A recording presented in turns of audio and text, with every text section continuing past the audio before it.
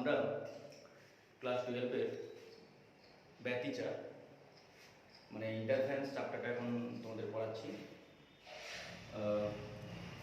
আলোর একটা অংশ ইন্টারফারেন্স। দেখো, ইন্টারফারেন্সের বা ব্যতিচারের ক্ষেত্রে প্রথম যে টপিকটা আমরা পড়ব সেটা হলো তরঙ্গমুখ, ওয়েভ ফ্রন্ট, WAVFRONT।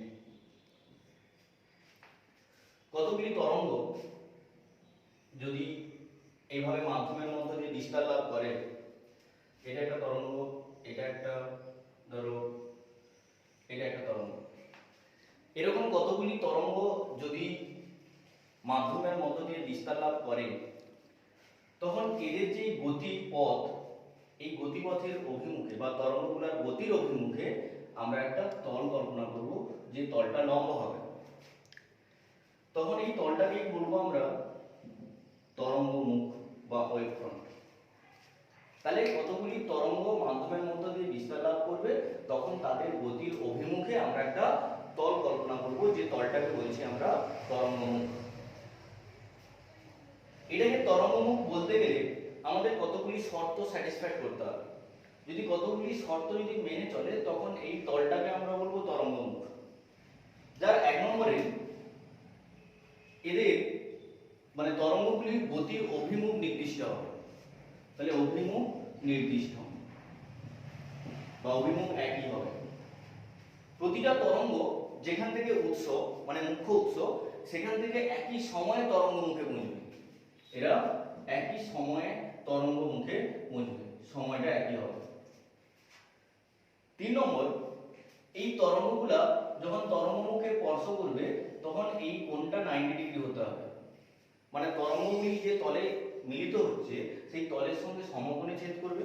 এই অ্যাঙ্গেলটা, এই কোণটা যদি 90 ডিগ্রি হয়, তখনই আমরা একে তরঙ্গমুখ বলতে পারি। এটা একটা পয়েন্ট। 4 নম্বর, এই তরঙ্গগুলা এই তলের উপরে একটা একটা বিন্দুতে ছেদ করেছে। ধরো এটা একটা বিন্দু, এটা, এই যে বিন্দুগুলা, এই বিন্দুগুলা প্রত্যেকটি সমদশা সম্পন্ন বিন্দু, সমদশা সম্পন্ন বিন্দু হবে। তাহলে চতুর্থ পয়েন্ট কি না, তরঙ্গগুলি তরঙ্গমুখের উপরে যে বিন্দুতে ছেদ করবে, সেই বিন্দুগুলি সমদশা সম্পন্ন বিন্দু হবে। 5 নম্বর, এই সমদশা সম্পন্ন যে বিন্দু, প্রত্যেকটা বিন্দু গৌণ উৎস হিসাবে কাজ করবে, গৌণ উৎস হিসাবে কাজ করবে। সমদশা সম্পন্ন প্রত্যেকটি বিন্দুই গৌণ উৎস হিসাবে কাজ করবে। তাহলে টোটাল কতগুলো পয়েন্ট হলো? 1 নম্বর, তরঙ্গগুলো একই দিকে গতিশীল হবে। 2 নম্বর, উৎস থেকে একই সময়ে তরঙ্গমুখে পৌঁছবে। 3 নম্বর, তরঙ্গগুলো তরঙ্গমুখের সঙ্গে সমকোণে ছেদ করবে। 4 নম্বর, সমদশা সম্পন্ন বিন্দু হবে, মানে এই প্রত্যেকটা বিন্দুই সমদশা সম্পন্ন বিন্দু হবে। আর এই সমদশা সম্পন্ন প্রত্যেকটা বিন্দু গৌণ উৎস হিসাবে কাজ করবে। যদি এই 5টা শর্ত স্যাটিসফাইড করে, তখন এই যে তলটা আমরা কল্পনা করেছি বা এই তলটা আমরা টেনেছি, এই তলটাকে তখনই আমরা বলবো তরঙ্গমুখ। তাহলে তরঙ্গমুখ কাকে বলে না, কতগুলি তরঙ্গ যখন মাধ্যমের মধ্য দিয়ে বিস্তার লাভ করে, তখন তাদের গতির অভিমুখে আমরা যে অভিলম্ব তল কল্পনা করব, সেই অভিলম্ব তলটাকে আমরা বলছি তরঙ্গমুখ। এই তরঙ্গমুখ 3 প্রকার। এখানে দেখছো যে 3টা তরঙ্গ আছে, 3টা তরঙ্গ সমান্তরাল তরঙ্গ। যদি এরকম সমান্তরাল তরঙ্গ হয়, এই সমান্তরাল তরঙ্গগুলির গতির অভিমুখে আমরা যে তলটা কল্পনা করেছি, এই তলটার একটা নাম হচ্ছে সমতল তরঙ্গমুখ। সমতল তরঙ্গমুখ, এটা 1 নম্বর। তাহলে সমতল তরঙ্গমুখ কি না, সমতল তরঙ্গমুখ হচ্ছে কতগুলি সমান্তরাল তরঙ্গ থাকবে, যার গতির অভিমুখে একটি অভিলম্ব তল, সেই অভিলম্ব তলটাই হচ্ছে সমতল তরঙ্গমুখ। 2 নম্বর, গোলীয় তরঙ্গমুখ। তাহলে গোলীয় তরঙ্গমুখ কি, দেখো একটা বিন্দু উৎস থাকবে, এই বিন্দু উৎস থেকে কি হবে, চারিদিকে তরঙ্গ নির্গত হবে।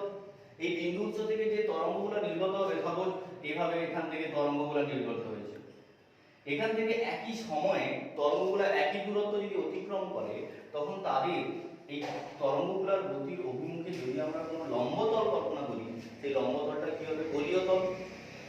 তাহলে তখন এই গোলীয় তলটাকে বলবো আমরা গোলীয় তরঙ্গমুখ। গোলীয় তরঙ্গমুখ। তাহলে গোলীয় তরঙ্গমুখ কাকে বলে? না কোনো বিন্দু উৎস থেকে কতগুলি তরঙ্গ নির্গত হবে, সেই তরঙ্গগুলির গতির অভিমুখে আমরা একটা অভিলম্ব তল কল্পনা করব, যে অভিলম্ব তলটা হলো গোলক। যে অভিলম্ব তলটা হলো গোলক, তখন এই তলটাকে বলবো আমরা তরঙ্গমুখ, যাকে বলছি গোলীয় তরঙ্গমুখ। তার মানে গোলীয় তরঙ্গমুখ হতে গেলে আমাদের যে উৎসটা নিতে হবে সেই উৎসটা হচ্ছে বিন্দু উৎস। তাহলে কোনো বিন্দু উৎস থেকে গোলীয় তরঙ্গমুখ সৃষ্টি হয়। এটা অভিলম্ব কেন?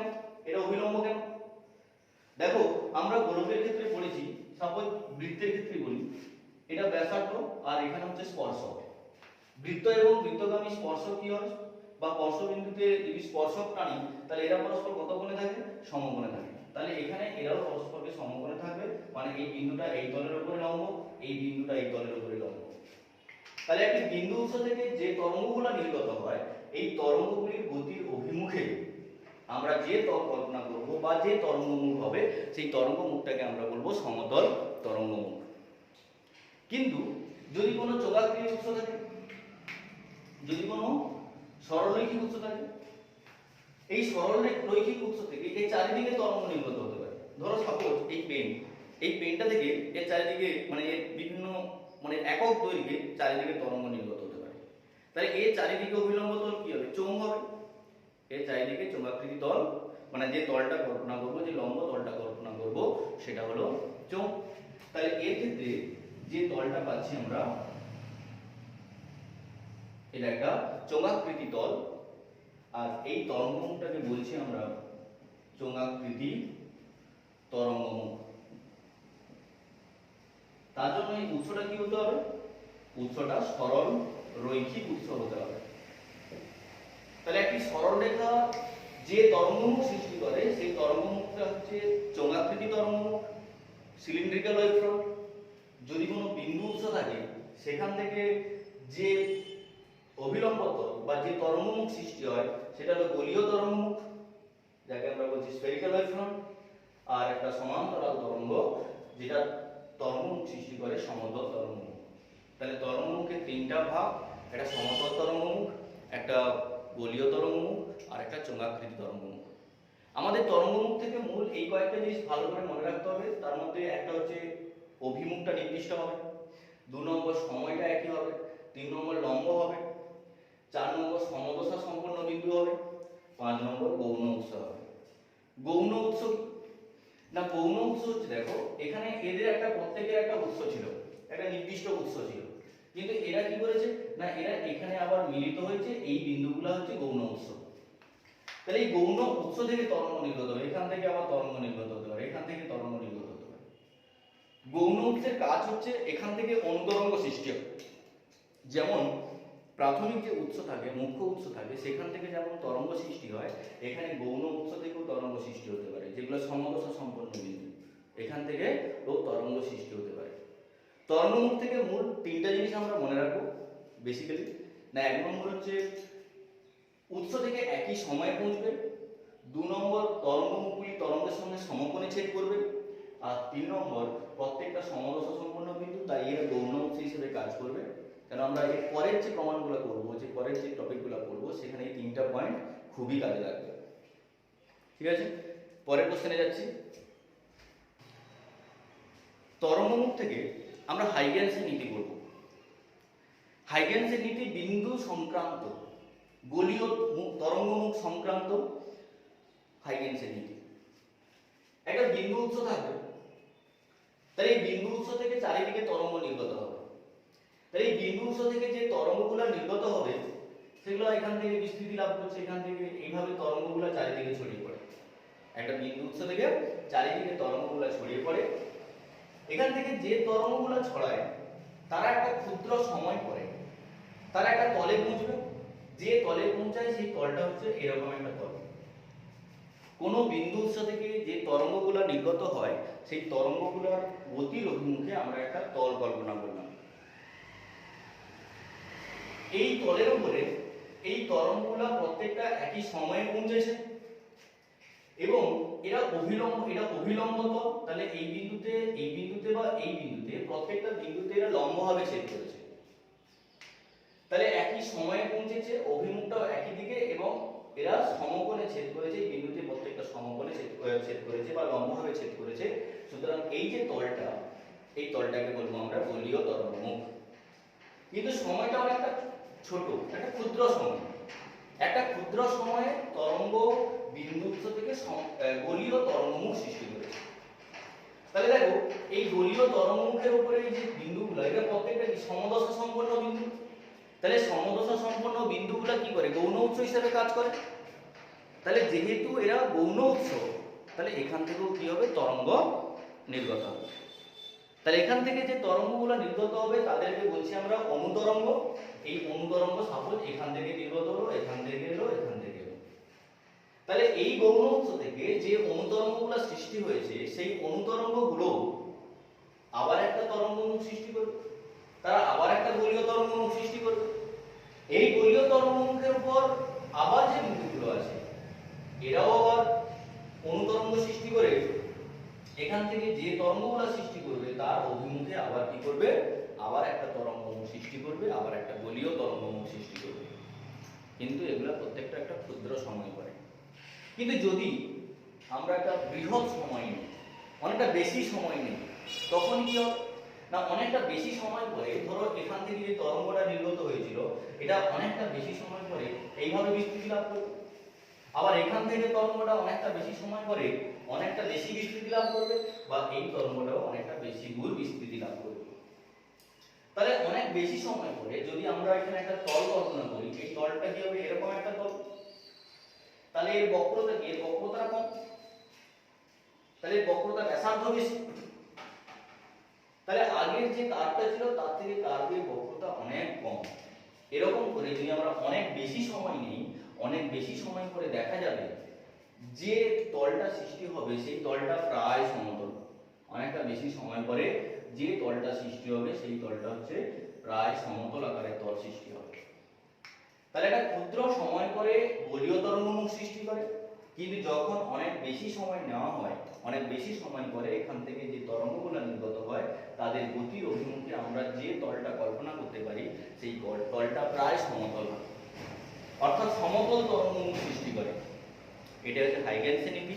হাইগেনসের নীতি বলছে কোনো বিন্দু উৎস থেকে যদি কোনো তরঙ্গ নির্গত হয়, তারা একটা নির্দিষ্ট একটা ক্ষুদ্র সময় পরে তারা একটা গোলীয় তরঙ্গমুখ সৃষ্টি করে। সেই তরঙ্গমুখের উপর প্রত্যেকটা বিন্দু অনুতরঙ্গ হিসাবে, মানে গৌণ উৎস হিসাবে কাজ করে এবং অনুতরঙ্গ সৃষ্টি করে, এবং প্রত্যেকটা অনুতরঙ্গ থেকে নির্গত তরঙ্গ তারা আবার গোলীয় তরঙ্গমুখ সৃষ্টি করে। কিন্তু সময় যদি অনেক বেশি হয়, অনেক বেশি সময় পরে যে তরঙ্গমুখ সৃষ্টি করে সেই তরঙ্গমুখ কী হবে না, সেই তরঙ্গমুখ সমতল আকৃতির তরঙ্গমুখ হয়। এটা উদাহরণ দেওয়া যেতে পারে। আমরা ধরো সূর্য কোথায়, অনেক দূরে আছে, অসীমে অবস্থিত। আমরা জানি অসীম থেকে যদি কোনো আলোকরশ্মি, মানে কোনো বস্তু থাকে, সেখান থেকে যে আলোকরশ্মি নির্গত হয় তারা কী হয়, অনেক দূর থেকে আসে, অসীম দূরত্ব থেকে আসে, তাহলে সেখান থেকে আসতে যে সময় লাগে অনেকটাই বেশি সময়। তখন আমরা তার গতির অভিমুখে যে তরঙ্গ সৃষ্টি করব সেটা সমতল তরঙ্গমুখ হবে।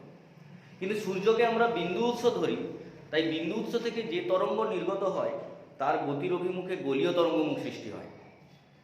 কিন্তু সূর্য যেহেতু অনেক দূরে আছে, অসীমে অবস্থিত, তাই সেখান থেকে যে তরঙ্গমুখ সৃষ্টি হয়, মানে সেখান থেকে যে তরঙ্গগুলো আসে তার গতির অভিমুখে যে তরঙ্গমুখ সৃষ্টি হয় তাকে আমরা বলবো সমতল তরঙ্গমুখ। এটা হাইগেনসের নীতি। এই হাইগেনসের নীতি থেকে আমরা দুটো প্রমাণ করব। হাইগেনসের নীতি থেকে আমরা প্রতিফলনের সূত্র প্রমাণ করব, হাইগেনসের নীতি থেকে আমরা প্রতিসরণের সূত্র প্রমাণ করব। দুটো খুবই ইম্পর্টেন্ট। তাহলে হাইগেনসের নীতি থেকে আমরা প্রতিফলন এবং প্রতিসরণের সূত্র এখন আমরা প্রতিষ্ঠা করব। ঠিক আছে? তাহলে এখন আমরা হাইগেনসের নীতির সাহায্যে প্রতিফলনের সূত্র প্রমাণ করছি। প্রথমে দেখুন, এটা একটা প্রতিফলক তল। প্রতিফলক তলের উপরে আমরা এখানে একটা তল কল্পনা করলাম, যে তলটা হচ্ছে আপতিত তরঙ্গমুখ। এই প্রতিফলক তলের উপরে একটা তল কল্পনা করলাম, যেটা হচ্ছে যে রেখাটা নিয়েছি এটা হচ্ছে একটা তরঙ্গমুখ। এই তরঙ্গমুখের উপরে তরঙ্গ আপতিত হবে। সাপোজ এখানে এটা একটা আলোরশ্মি আপতিত হলো, এটা একটা আলোরশ্মি আপতিত হলো, দুটো আলোরশ্মি এই তলের উপরে আপতিত হলো। এটাকে বলছি এ, এটা হচ্ছে সি। তাহলে এ এবং সি বিন্দুতে দুটো আলোকরশ্মি আপতিত হয়েছে। এসি কেই ধরে নিচ্ছি, এসি হচ্ছে একটা তরঙ্গমুখ। আচ্ছা এমনি নিচ্ছি এ এম একটি আপতিত তরঙ্গমুখ। এই আপতিত তরঙ্গমুখের উপরে দুটো বিন্দু হচ্ছে এ এবং সি। একটা তরঙ্গ এসে এ বিন্দুতে আপতিত হয়েছে, একটা তরঙ্গ এসে সি বিন্দুতে আপতিত হয়েছে। তাহলে এ এবং সি কি বিন্দু? না, এ এবং সি হচ্ছে সমদশা সম্পন্ন বিন্দু। কেন? আমরা জানি একটা তরঙ্গমুখের উপর অবস্থিত সমস্ত বিন্দুই সমদশা সম্পন্ন বিন্দু। তাহলে যেহেতু সমদশা সম্পন্ন বিন্দু, তাহলে এ এবং সি এরা কি করবে? গৌণ উৎস হিসেবে কাজ করছে। আরেকটা জিনিস, এই যে দুটো তরঙ্গ, এই দুটো তরঙ্গ এই তরঙ্গমুখের উপরে লম্বভাবে ছেদ করেছে, মানে এই অ্যাঙ্গেলটা 90 ডিগ্রি, এই অ্যাঙ্গেলটা 90 ডিগ্রি। এখানে এ বিন্দু এবং সি বিন্দু গৌণ উৎস।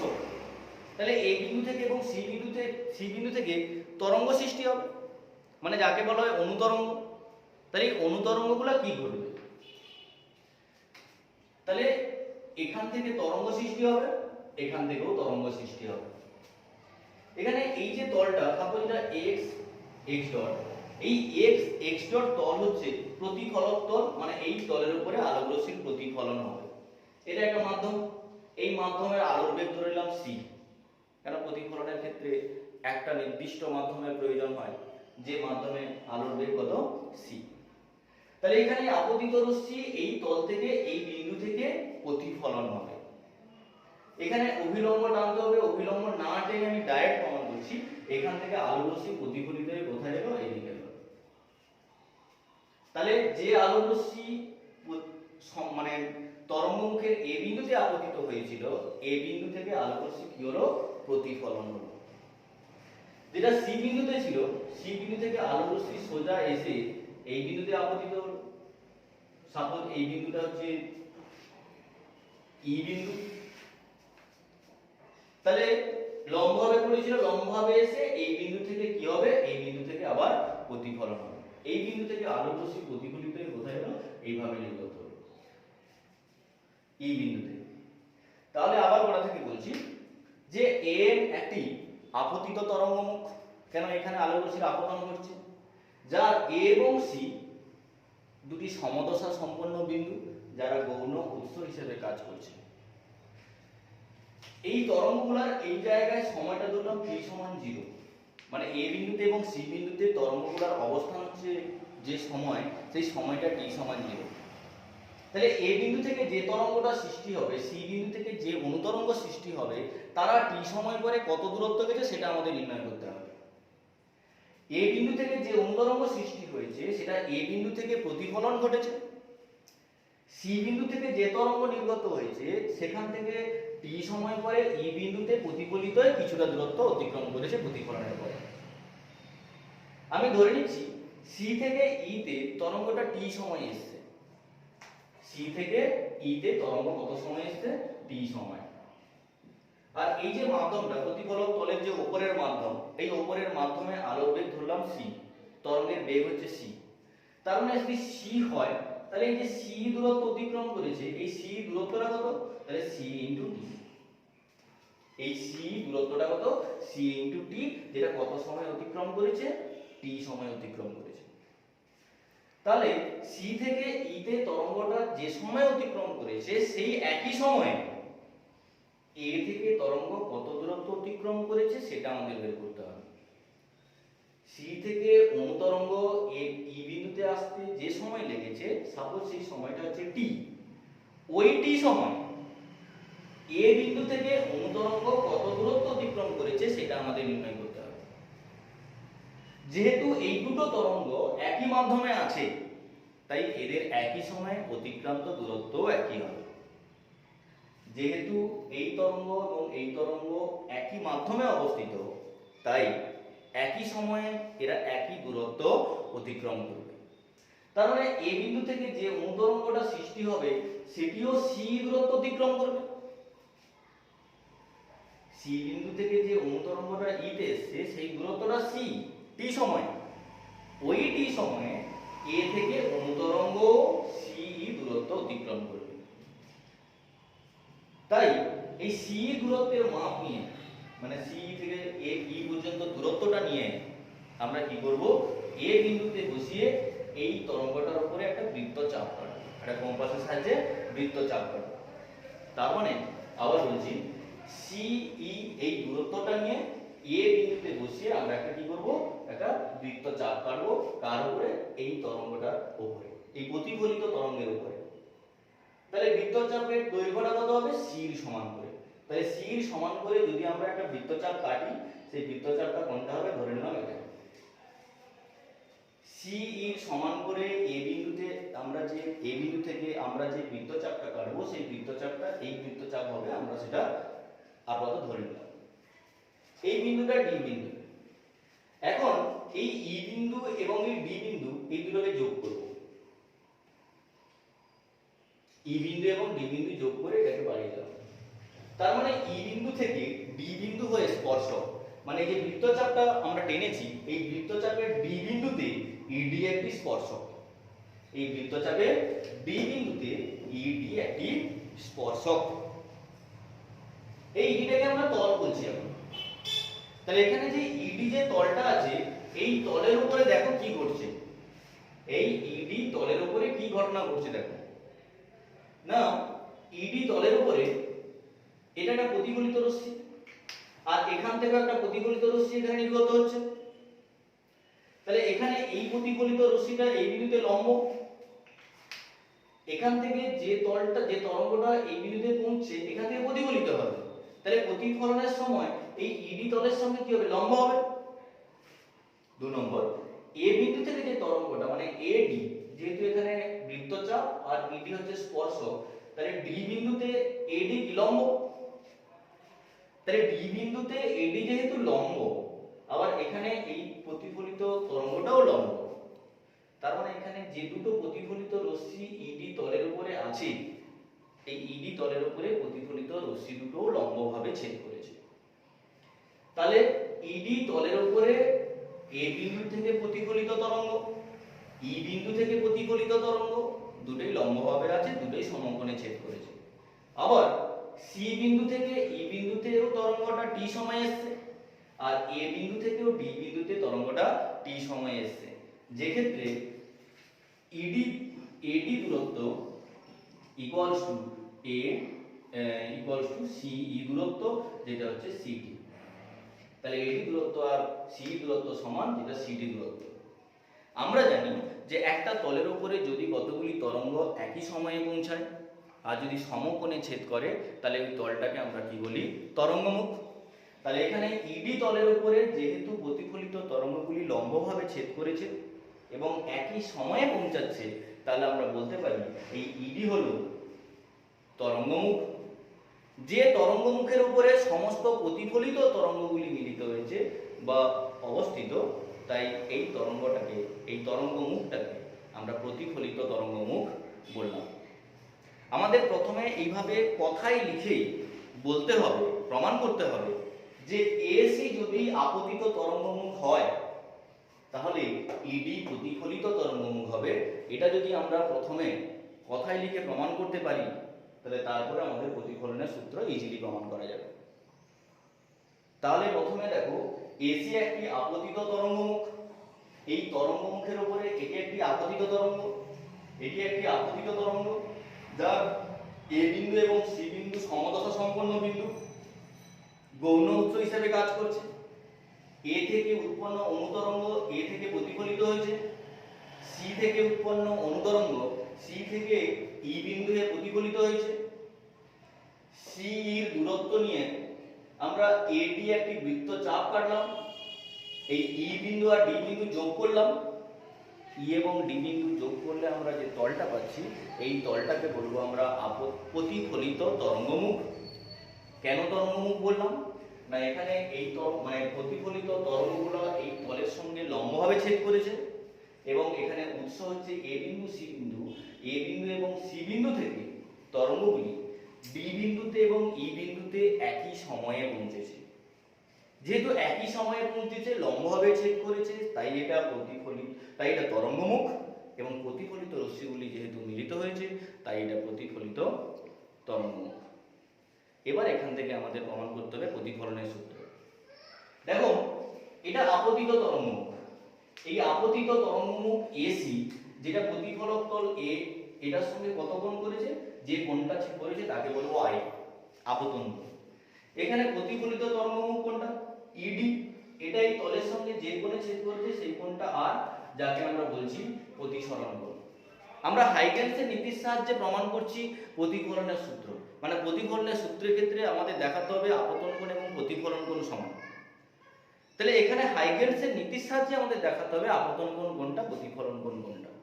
না, হাইগেন্সের নীতির সাহায্যে বলতে পারি যে এসি আপতিত তরঙ্গমুখ প্রতিফলক তলের সঙ্গে যে কোণ করবে সেটা আপতন কোণ। এই প্রতিফলিত তরঙ্গমুখ ইডি তো প্রতিফলক তলের সঙ্গে যে কোণ করবে সেটা হচ্ছে প্রতিফলন কোণ। এই দুটোকে সমান দেখাবো। এই দুটোকে সমান দেখানোর জন্য আমাদের এ সি ই ত্রিভুজ আর এ ডি ই ত্রিভুজ এই দুটোকে সর্বসম প্রমাণ করব। তাহলে ত্রিভুজ এ সি ই, ত্রিভুজ এ সি ই এবং ত্রিভুজ A D E, A D E, এই দুটো ত্রিভুজ আমরা কি করব, সর্বসম প্রমাণ করব এর মধ্যে। তাহলে এই দুটোর মধ্যে আমরা কি কি লিখতে পারি না, আমরা সি সমান করে এডি টেনেছি বৃত্তচাপ, তার মানে সি ই ইকুয়ালস টু এডি। এখানে যে এ ই আছে এটা সর্বসমবাহু, দুটো ত্রিভুজের মধ্যেই আছে, তাহলে এ ই সাধারণ বাহু, তাহলে এ ই হচ্ছে সাধারণ বাহু। দেখো এখানে এটা কি লম্ব, তাহলে এই কোণটা কত 90 ডিগ্রি, এটাও সমকোণে ছেদ করেছে তাহলে 90 ডিগ্রি, এই দুটো কোণ সমান, তাহলে এ সি ই কোণ এটা সমান এ ডি ই কোণ সমান 90 ডিগ্রি। তাহলে এই শর্ত থেকে আমরা বলতে পারি যে ত্রিভুজ এ সি ই সর্বসম ত্রিভুজ এ ডি ই। তাহলে এই দুটো ত্রিভুজ যদি সর্বসম হয় তাহলে এরা সব দিক থেকে সমান হবে। এই দুটি ত্রিভুজ যদি সর্বসম হয় এরা সব দিক থেকেই সমান হবে। তাহলে এটা যদি সব দিক থেকে সমান হয় তাহলে এই ত্রিভুজের এই কোণটার সঙ্গে এই ত্রিভুজের এই কোণটাও সমান, অর্থাৎ সি এ ই কোণ equals to A E D কোণ। তাহলে দুটো ত্রিভুজ সর্বসম থেকে আমরা এটা লিখতে পারলাম, এই কোণটা মানে হচ্ছে আই, এই কোণটা মানে আর, তাহলে আই ইকুয়ালস টু আর, অতএব আপতন কোণ সমান প্রতিফলন কোণ। তাহলে আমরা সর্বসম প্রমাণ থেকে আমরা কি পেলাম, আই সমান আর, তাহলে আপতন কোণ সমান হচ্ছে প্রতিফলন কোণ। তাহলে আমরা হাইগেন্সের নীতি থেকে আমরা প্রতিফলনের সূত্র প্রতিষ্ঠা করলাম।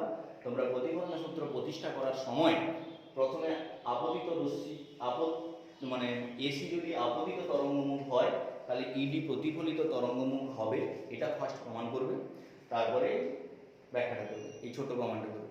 কিন্তু প্রথমের কথা যদি না লেখো শুধু এইটুকু করলে কিন্তু ভুল, মানে ভুল নাম্বার পাবে না, পুরোটা প্রমাণ করতে হবে, ঠিক আছে।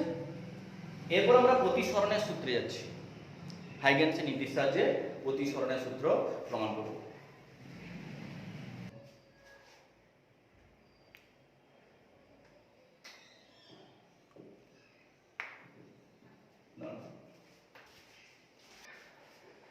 এখন আমরা হাইগেন্সের নীতির সাহায্যে প্রতিসরণের সূত্র প্রতিষ্ঠা করছি। প্রতিসরণ,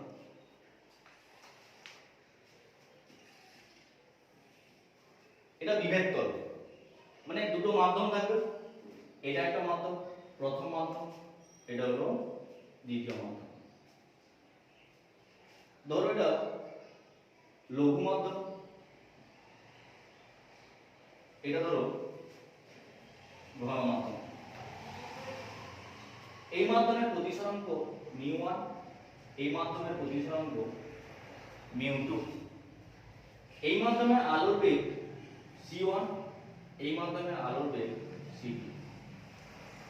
তাহলে এখানে দুটো মাধ্যম, মাঝখানে বিভেদ তল, বিভেদ তল থেকে উপরে একটা মাধ্যম, নিচে একটা মাধ্যম। উপরের মাধ্যমটা লঘু ধরলাম যার প্রতিসরাঙ্ক μ1, যে মাধ্যমে বেগ হচ্ছে c1। নিচের মাধ্যমটা হচ্ছে ঘন মাধ্যম যেটার প্রতিসরাঙ্ক μ2, বেগ হচ্ছে c2। এর ক্ষেত্রে আমরা মিউ আর সি সম্পর্ক জানি, প্রতিসরাঙ্ক এবং বেগের মধ্যে সম্পর্ক জানি, যে সম্পর্কটা কি না c1/c2 μ2/μ1, মানে প্রতিসরাঙ্ক আর বেগ হচ্ছে ব্যস্ত সম্পর্ক, যেটা আমরা আগে লিখে রাখলাম।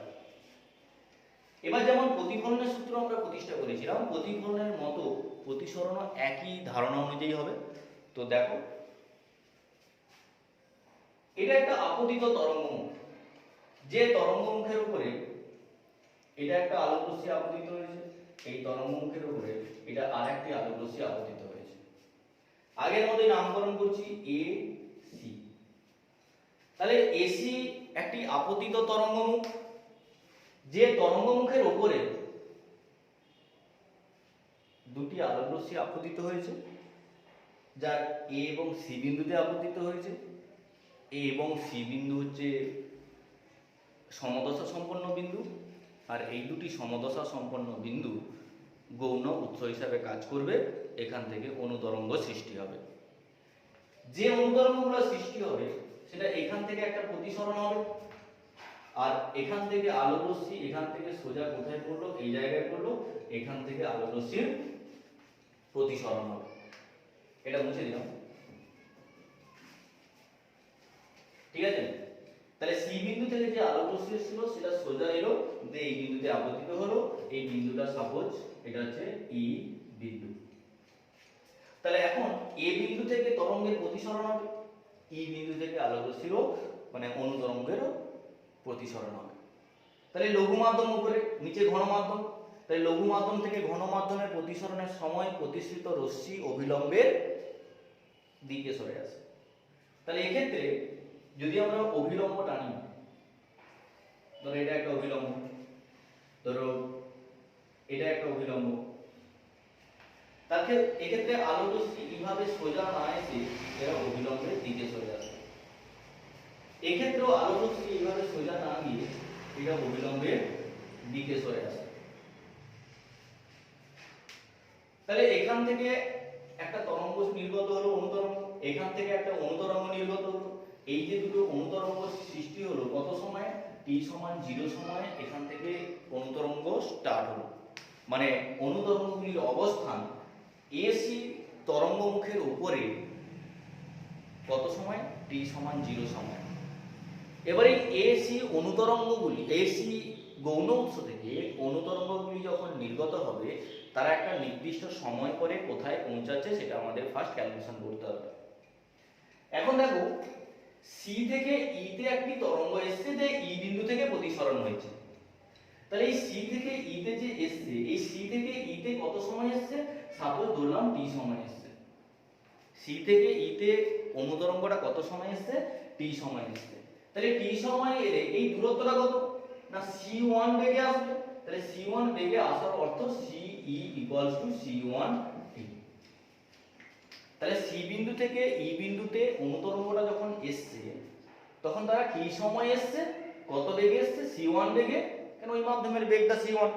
তাহলে কত দূরত্ব cটা না c দূরত্বটা হচ্ছে c1 t। তাহলে ওই t সময়ে এ থেকে যে অনুতরঙ্গটা সৃষ্টি হবে, সেই অনুতরঙ্গটা কত দূরত্ব অতিক্রম করবে। ওই t সময়ে এ থেকে যে অনুতরঙ্গটা সৃষ্টি হবে সেটা প্রতিসরণের পরে যে এই বরাবর আসছে, এরা কত দূরত্ব অতিক্রম করবে একই t সময়ে। তাহলে কত দূরত্ব অতিক্রম করবে, সমান দূরত্ব তো অতিক্রম করবে না। কেন, এটা লঘু মাধ্যম, এটাকে ঘন মাধ্যম ধরছি, ঘন মাধ্যমের বেগটা লঘু মাধ্যমের বেগ অপেক্ষা কি হয়, কম হয়। তার মানে লঘু মাধ্যমে যে দূরত্ব অতিক্রম করেছে, ঘন মাধ্যমে তার চেয়ে কম দূরত্ব অতিক্রম করবে। সেই দূরত্বটা কত না, এখানে ঘন মাধ্যমের বেগ কত আছে, ঘন মাধ্যমের বেগ তো c2 আছে। তাহলে ঘন মাধ্যমে c2 বেগে এই টি সময়ে কত দূরত্ব অতিক্রম করবে? না c2 সময়ে c2t দূরত্ব অতিক্রম করবে। তাহলে লঘু মাধ্যমে c আলোক রশ্মি c1t দূরত্ব অতিক্রম করলে এ মাধ্যম থেকে আলোক রশ্মি প্রতিসরণের পরে c2 বেগে এই t সময়ে c2t দূরত্ব অতিক্রম করবে। এই c2t দূরত্বটা c1t অপেক্ষা ক্ষুদ্র ছোট। এই c2 দূরত্বের মাপ নিয়ে আমরা a বিন্দু থেকে একটা বৃত্তচাপ কাটবো। যে বৃত্তচাপটা কাটবো সেই বৃত্তচাপের সঙ্গে আমরা কি করব, এখান থেকে ই বিন্দুতে একটা স্পর্শক টানবো। যে বৃত্তচাপটা কাটবো সেই বৃত্তচাপটা প্রতিসৃত রশ্মিকে কোন বিন্দুতে ছেদ করেছে? না প্রতিসৃত রশ্মিকে ধরলাম ডি বিন্দুতে ছেদ করেছে। c2t দূরত্বের মাপ নিয়ে আমরা a বিন্দু থেকে একটি বৃত্তচাপ কাটলাম। যে বৃত্তচাপটা প্রতিসৃত রশ্মিকে কোথায় ছেদ করেছে? না ডি বিন্দুতে ছেদ করেছে। এই ডি বিন্দুতে এবং ই বিন্দু থেকে আমরা একটা স্পর্শক টানলাম। তারা কি করলো? একটি ইডি তল গঠন করলো, একটি ইডি রেখা গঠন করলো। আমরা একে তল বলতে পারি যে ইডি একটি তল গঠন করলো। এই ইডি তলের উপরে কি ঘটছে দেখো, না ইডি তলের উপরে এখান থেকে যে প্রতিসৃত রশ্মিটা এটা ই বিন্দুতে লম্ব, এই প্রতিসৃত রশ্মিটা ই বিন্দুতে লম্ব। এখান থেকে এই প্রতিসৃত রশ্মিটা সেটাও এই বিন্দুতে লম্ব, কেন স্পর্শক আর স্পর্শ বিন্দুগামী ব্যাসার্ধ লম্ব হয়। তাহলে এখানে ডি বিন্দুতে এটিও লম্ব। অর্থাৎ এসি গৌণ উৎস থেকে যে দুটি তরঙ্গ নির্গত হয়েছে তারা প্রতিসরণের পরে কি করেছে? না ইডি তলের উপরে লম্বভাবে ছেদ করেছে। এবং সি থেকে ই তে সময় কত? টি। এ থেকে ডি তে তরঙ্গটা এসে কত সময় এসেছে? টি সময়। তাহলে একই সময়ে উৎস থেকে তরঙ্গ দুটি